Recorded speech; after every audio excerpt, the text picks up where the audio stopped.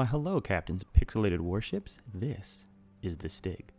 First and foremost, this is my very first video using my Blue Yeti microphone.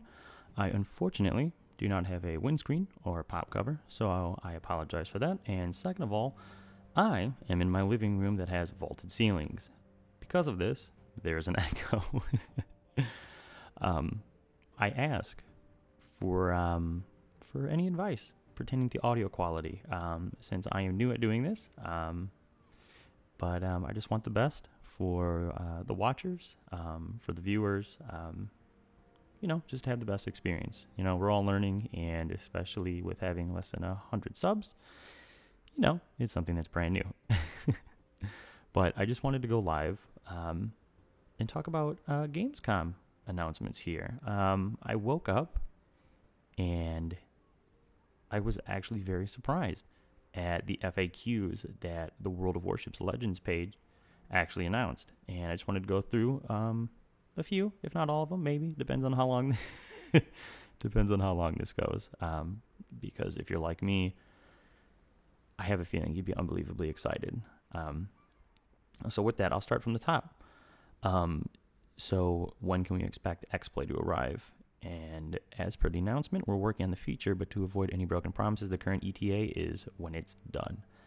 I think that's very good wording, from a business point of view. And I know we're all very excited for X-Play. I mean, I am especially. Being a mod myself for a PlayStation, it's going to be very helpful for me to be able to play with, my Xbox buddies. And there's a lot of them, especially for how the community is not divided is the wrong word, but it'll be good to bring everybody together. And that'll be very strong and very helpful, especially for Tier 7 matchmaking. So I think that's an unbelievably good decision. And it's one of those things where you're going to have to wait, but the wait is going to be worth it. I can tell you that. The next question is, can we expect larger maps added considering the X-Play feature? It says there's no plans to enlarge the maps. And this is interesting because I was reading, I forgot exactly where it was yesterday, but the maps are technically, it was stated the maps are the same exact size as on PC.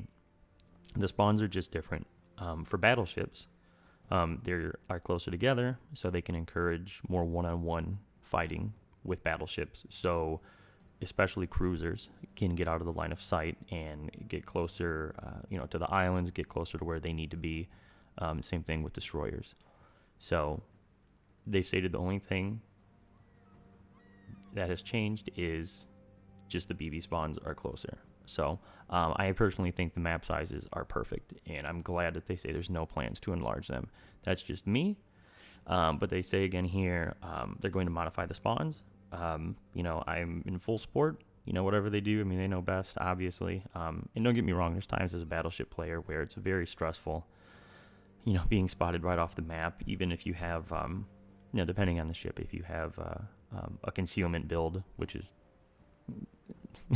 mildly ridiculous, but there's some battleships where you can do that, and then being spotted right off the map if you have that type of build is very frustrating. I can definitely see that, so it'll be interesting to see what they do there.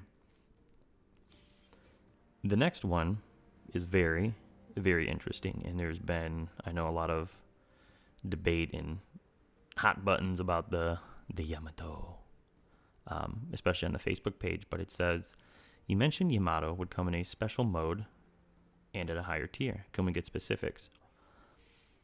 And Wargaming has said, essentially, you would have to play for a bit to get to use her and then take her to battle. You won't be able to own her in 2019, but you will be able to in 2020.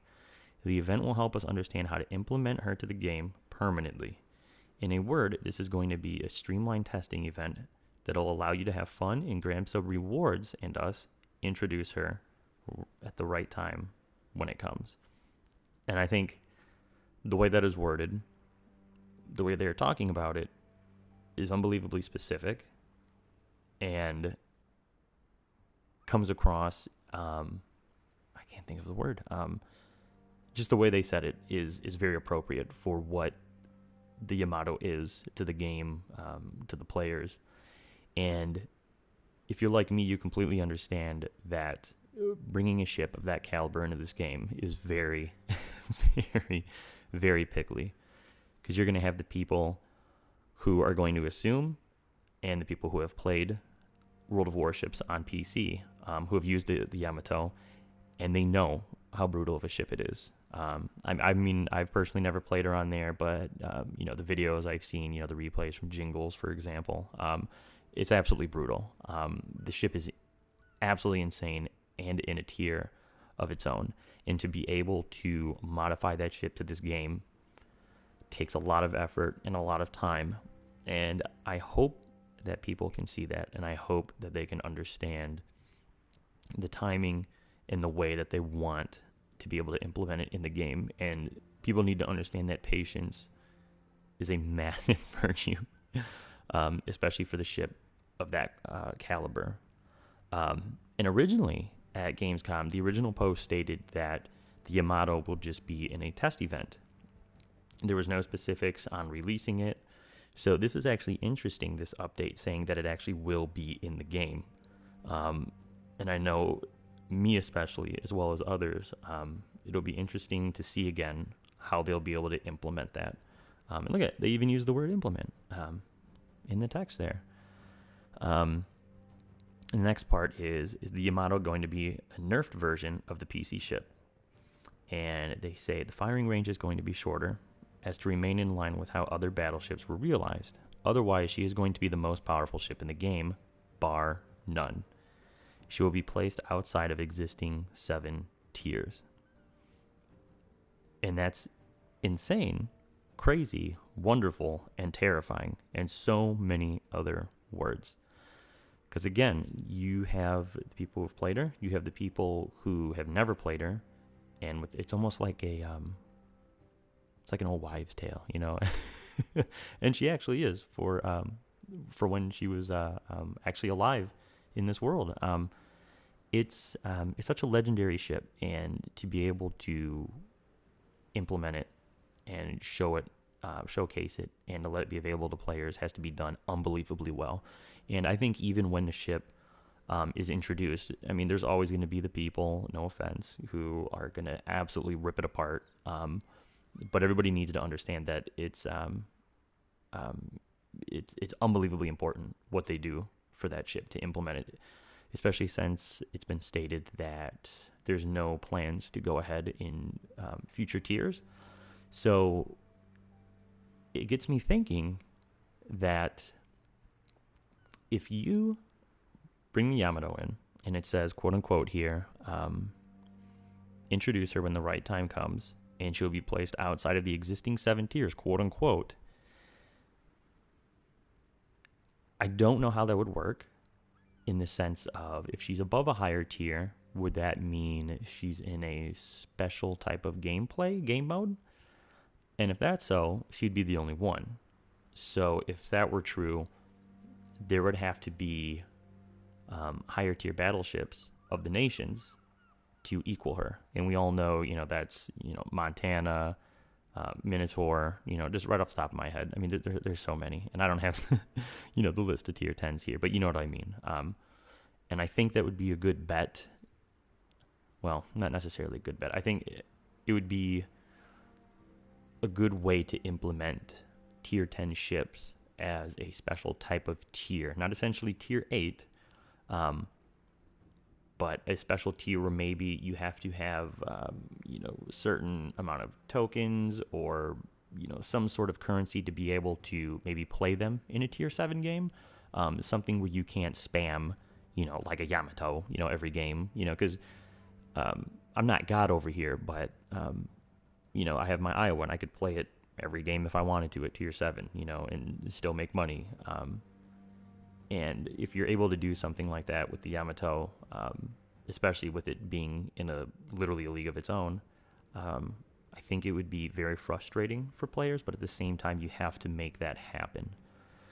So I personally would expect to see a special tier with a realm of tier 10 ships from the PC version that you are able to play X amount of times, whatever that variable is, in a tier 7 match. Not necessarily, you have all Yamatos, or if they do tier 10s as a quote unquote special tier, you wouldn't see all of them. Maybe they'd mix them in. I think that would be the best bet. And that's why this is fun talking about this. It's very, very interesting how they've changed in the few weeks, saying that there's a test event, to the fact that it'll actually be in the game. And as time goes on, I know there's going to be a lot of thought about this, discussion, and I mean, it's unbelievably interesting, and they have their work cut out for them. It's going to be very difficult to do so to make everybody happy, but regardless, I know we are all happy. So the next thing is, it says, since Yamato is coming, any chances Musashi could follow? And they say, we never say never, but there are no such plans currently. And that's very interesting because, as I said before, if you have tier 10s from PC, and they're essentially in a special tier, not necessarily a tier 8, but you have a special tier, then that means Musashi would have to be in there because she's a sister ship. But since she has no plans of being in there, it's, I don't know, it kind of makes it weird. Because I know, especially for free XP, the Nelson is still on PC for, what was it, 375,000, I believe. And then you have Musashi. I can't remember if it's still on there or not. We play Legends. It is what it is. But I don't know. If I had to guess, I would say it's going to be in the game. My personal opinion, just probably a year down the road. Especially if the Yamato trial goes well and they work out all the kinks and bugs and they make the player base somewhat happy. I think you'd expect to see the Musashi. There's no reason for you not to. I think them just having the Yamato in the game by itself would sort of stir a fire of sorts. Especially to the people, who want all the other tier 10 battleships from all the other nations, You can't just have, from a marketing and business point of view, you can't just have Yamato be available. I mean, right off the bat, obviously it's going to be, and they're going to see how that happens, but I think it's safe to say that you would see tier 10s as a type of special tier within, probably within the next year and a half, but it depends. It really does. The next thing that makes me very excited is, it says, does the arrival of Jean Bart and previously de Grasse mean that the next nation to arrive would be the French Navy? In that regard, will the release of these lines follow the structure after which the German tech tree was released?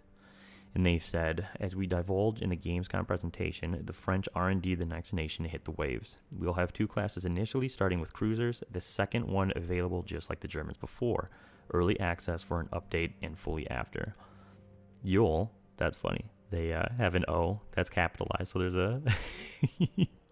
there's actually a typing error right there.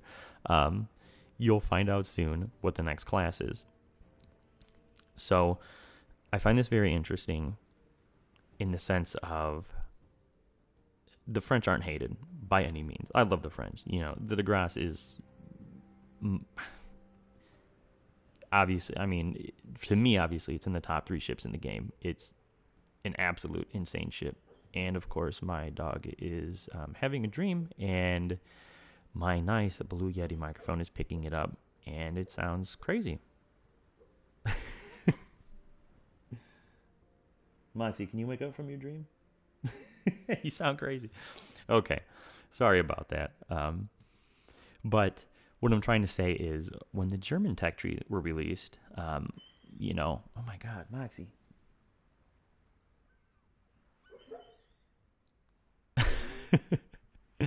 Sorry for the spike there, too, and the noise. This is unbelievable. This is what happens when you're trying to work hard to hopefully become a community contributor, and you have dog noises in the background. That's unprofessional with your high-voltage ceilings with the echo. Moxie. Baby. Hello. Oh my God. Okay, let's try this again. It's real life though, right? No edits here yet. But there's a lot of destroyer fans. And the German tech tree release with the destroyers was fun. It was new. It's interesting. And obviously when that happened, we still had the chance for the cruisers alongside the DDs. And I think that gave the people who didn't like DDs a chance to at least grow and expand with new ships. When battleships came out, which we're going through now, it was just insane. Everyone was freaking out. I mean, I'm still freaking out. We're all, most of us, if not all, are German nerds for their battleships especially. And I find it interesting that they will be doing, what did they say here? For the French cruiser line first, for early access. So will it be, you have the French cruiser line and then you have DDs are free? Do you have the French cruiser line that you have to work towards and battleships are free? Because like I said, for DDs, you had to work towards them, but the cruisers were free. So I don't know if they only do early access for just the cruisers. I think it's something that may not go as well as what they've done with the Germans, just because it's the French. But at the same time, you have something new to work towards. So that'll obviously help. It's everybody wants new stuff now, which is understandable. But it'll be an interesting way on how they do it. That's for sure. I mean, I'm very excited, but like me, I'm a battleship player at heart, and I want a Jean Bart, especially for what she's been able to do on PC. So yeah, that'll be definitely very interesting. Next we have, continuing that, it says, will Jean Bart be a premium ship? And it says, indeed, she will occupy the tier 7 slot. And that is very interesting because that means her sister ship will be regular tier 7, and that means we will actually have the premium of the Jean Bart. So that'll be very fun, especially with her permanent camo. If you guys have not seen that, please Google Jean Bart in World of Warships and look at that stunning camo. Next, a massive question everybody's been wondering about is, will you be continuing the British cruisers tech tree? And it says, all we can say now is that it's going to be 2020. And it's unfortunate they've waited this long, but at the same time, I think it is good because it was stated that these ships are difficult to play. They have a high learning curve. Many people have called BS on that, and I personally don't know, which is unfortunate from never playing on PC. But, for a company that's been in business for, 21 years now, 21 plus, they know what they're doing. And, I give them full confidence and trust in that decision. Plus, it's something you can, wait to bring out. And I think it'll be beneficial, especially for how everybody knows the ships now. It'll be good by then with everybody's play style. Next is any further details on ranked battles. Will they have a similar structure compared to PC? One incentive will push players to queue in. And the response is the system will be much like ranked sprint on PC, with some customization items along the ladder and a sweet rank 1 flag. We will make an article on ranked battles once they are prepared for the launch. That is epic. I'm excited for I am a casual player, but working on YouTube now, I'm trying to be a little bit more competitive, but I will definitely be playing ranked. I think that is going to be absolutely fantastic and make a nice competitive realm to this game, especially for, even though it's still an infant, the time this has been out, I think it's very beneficial for them to be implementing that now. I don't know. They didn't say, but maybe late 2019 here, early 2020. Next one. With submarines being announced for PC, is Legends planning on following the same development path, CVs being the next class to arrive? Are submarines something you consider too? And they said, currently we are actually debating whether we want carriers in Legends, but if they arrive, it's not until the later part of 2020. No plans for submarines whatsoever at this moment. And I do like that. And I have to stress this and talk about this a little bit, but you have to remember that carriers will change the game for better and for worse, and will permanently divert players. It'll bring new players into the game, and it's going to frustrate the crap out of players who are already in the game. One point of this, of many that I have to start saying, is the ships the variable amount of ships that are good in the game now. How do I say this? There's a variable amount of ships in the game now that are absolutely stunning, fantastic ships, top tier ships with horrible AA. And once you bring carriers into the game, even when carriers would be done perfectly, those ships are going to have a very, very difficult time being successful. I mean, they're still going to be fantastic ships, but your AA is going to be an absolute critical part to the success of these top tier ships in the game now to keep them successful. And if you do not have good AA, you're going to see a massive change of ships that seem insignificant now to ships that are going to be top tier then. And my perfect example of this, without having the stats by me, is when I purchased the Kid. Many people who don't know the USN destroyer line, when they first start playing and they see the lack of torps and the torp range, and they're like, why are these ships, the way they are, blah, blah, blah, blah. I have to say with that, especially for the Kid, because of the second torp slot being gone for the Bofors, that destroyer has the best AA in the game for destroyers. Everyone knows on PC, for those of you who have played, destroyers are critical targets for carriers. And just in that sense, not even what I'm about to say, that changes the entire dynamic of the game right there, because you have a brand new option of fear, I guess, that destroyers have to deal with in the sense of carriers. And the odds of them getting destroyed earlier on in the game is much, much more significant than it is now. Destroyers are always going to be feared, but now destroyers, there's a fear of not getting them killed quickly, because destroyers, as we all know, as the game progresses, can really make a massive impact on the game. But, implementing carriers, destroyers are going to be fresh meat. And if they don't do it right, the significance of the destroyers is going to disappear. And if that happens and it's not implemented the correct way, people aren't going to play destroyers. They're going to complain. It's going to be horrible. You can lose players. So, with that, you have to keep in mind these ships that do have good AA. It's not, like I said, it's not stated that carriers will be in the game, but you need to take consideration of that for the future, because you never know. And, even now with spotting planes, the last game I played earlier today, I was playing in the Kid, and we had 2 Colorados 3 kilometers away from me around the island, and took down both of their fighters, or they have scout planes? I think they're fighters. Within 10 seconds, they're both gone with the Kid. So it's still significant now, but I don't want to keep going on and on and on, because no one's even gonna get this far in the in the chat anyway. But the next one is ranked battles being one thing. Will clans and clan battles ever make their way into the game? If so, when? And they say clan features should arrive to the game next year. We've discussed doing social part of clans sooner, but decided to focus on ranked mode instead. And I think that's a good choice. I completely support and agree with that.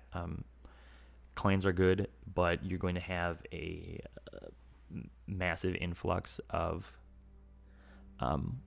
people who are going to want to division up, and it's going to be very power hungry in the lobbies. And but with that, the good thing is I'm glad that they're keeping the division down to 3 instead of a group of 6 or 9, because you're just going to have people who are going to screw up the queue times, or they're just going to go in and win 50 games in a row.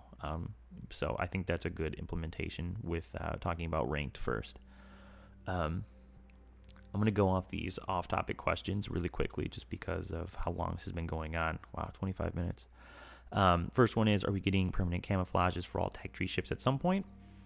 And they stated, we're going to have more tiers and nations covered with permanent camos for sure, but it remains to be seen how high and low we will go with the camos in the end. And I think that is very interesting. I opt all in for that. I would definitely spend money for permanent camos. I mean, every ship has some sort of camo, even though many of them, have, like gray, But I think that would be very fun. And of course, it'd be a great way for them to make money, for people to support the game. And, the reason why, one of the reasons why premium ships are the price they are is because they're just unique, And if you're able to make even a free ship unique by, maybe charging $10 to $20 for a permanent camo, I think that'd be amazing too. And it gives the people who can afford premium ships the ability to still be unique. I think that would be a good way of them making money, making people happy. I think it's an all-around very good scenario to happen. So I personally would expect that. Will potential damage, spotting ribbons ever be implemented at some point? And they said we might add damage counters and ribbons. The question is whether we can load that UI. We can load the UI that much without completely cluttering it. And this is what it is for me. It's not that big of a deal. It'd be cool to see, another thing to look forward to and earn in the game, but it's, is what it is. Will 9v9s be the permanent matchmaker for the game, or we can expect larger battles? Currently, there's no plan for increasing the player count in battles in versus AI or standard modes, but once we have more, the player count may change there towards lower and higher numbers. And I like that. I like they're keeping it the same. Especially with everything they're implementing. Yeah, I just think I think it's totally fine. It promotes faster gameplay as well, instead of on PC, which the games are absolutely insane. I don't know. There's something about the player base for Legends where I think the amount of people in the games keeps it at a good level of playtime per match to make everybody happy, if that makes sense. Are spawns for battleships ever going to get addressed? Indeed, we're doing further tweaks to the tier 6 and 7 spawns pretty soon. I don't know how I feel about that. As I stated, I like the spawns where they're at. Being spotted right off the bat, like I said, it's so BBs can concentrate on BBs and not take out cruisers right off the bat. Because we all know when we're in our cruiser and we get taken out with one salvo, 20 seconds into the game. But I mean, regardless of what they do, I'm sure it'll work, with the years of experience they have behind their belts. We just have to see what'll happen. Will we ever get a full post-battle screen and port filter? Yes to both, and these features are to appear in the game this year. Well, there you go. Fantastic. I agree with that. I enjoy that, and unfortunately it doesn't work for me because I sold all the ships I don't use. So now I have 22 ships total with 11 premiums. So, yeah, I don't really need a filter, but I will eventually when I go and rebuy all of them. How to promote unique captains like Gurren, for example. Are there plans on introducing any special mechanics for them? As of right now, we are advising to use universal commendations if you want to promote them. Otherwise, there are going to be some changes to the commander system this year that should make promoting particular commanders easier. I'm all for this, 1,000%. I like the system now. Don't get me wrong. The only thing that's difficult is, the 7 commendations, and then I think, 24 to get to legendary level 4. It's a little brutal, but it's good for the longevity of the game because it gives you something, you can't max everybody out right off the bat and then be bored. So I think that's fine, but getting the commendations or, helping a certain commander out just a little bit, not making it too easy, but helping it a little bit more just for specialized commanders, I think that's a very big deal. And I think that'll help many, many players, including myself, with Andre for the Grass. I saved my universal commendations, promoted him to Legendary 1, and I have the 2 more from the last, last mission, part of the campaign, whatever it was. Weekly mission? No, the Ad Aspera, I think that's what it's called. Anyway, so, I'm waiting on one more universal, and it's hard, when those chances are few and far between, especially for, a single commander. Will there be a replay system in World of Warships Legends? Considering the built-in possibilities of consoles and limited demand for such a feature, it is very unlikely at this point, but we'll see if everything will change. I think that's fine. I really don't care. It kind of is what it is. The last part is, will we ever have other ways of unlocking commanders as per se purchase them with a substantial amount of commander XP/doubloons? And they say, yes, there will be other ways. We cannot disclose any details at this moment. I think that is fantastic, and that goes right back to when I was talking about commanders, the topic two topics before this. It's very brutal with the amount of commanders now and the amount they will be implementing with whole nations, just to buy one crate. And, the odds of getting, whoever you want are so slim. It's unbelievable. But, I like that it is the way it is now. But as people... 007. Hey, look at that. Hello, sir. And this is... I feel bad. I'm about to get off, too. I'm at the very last topic. But... having other ways to unlock commanders is, I think, very crucial and critical for the people who don't play the game as much, but people who are still dedicated. Because like I said, I think I have every commander unlocked except for one from each nation, and that's from spending money, that's from getting lucky, getting unlucky from crates, and having another way to get specific commanders by using experience or doubloons is extremely beneficial to the game. I mean, people have to realize it's probably going to be a high price tag because, if you're able to get just the commanders you want, for example, if you only play Germans and you only want 2 commanders, if you get those 2, you're not going to purchase more crates, and Wargaming will lose money because of that. And, they're a company, you have to understand that's how it works. But if they still give the option to get a special commander or, some sort of universal commendation for a price, I think that'll be totally fine for the people who want to. Or maybe every once in a while have a free event, maybe once a month or something to help out with that. But I think that'd be very, very beneficial. But yeah, with that, I was kind of surprised at all these announcements. I'm sorry for it being 32 minutes long, and probably only 2 or 3 people are going to watch it. But, I just like talking about, the future implementations for the game instead of, just bitching about it or, freaking out on Facebook. It's good to have different people's points of views, not saying, I know what they're going to do, but it's something you need to talk about. It's something that's good, and you never know. I mean, they could always be listening. But those are just my thoughts and concerns. Again, I apologize if my mic sounded like crap. Like I said, I'm waiting for my pop filter and /war windscreen, and it's echoing. Worries, catch you later. And perfect. Well, I appreciate the views here and everything. It'll be interesting to see what happens here. But yeah, it was good talking to you guys. I will definitely be on later. Peace out, friends.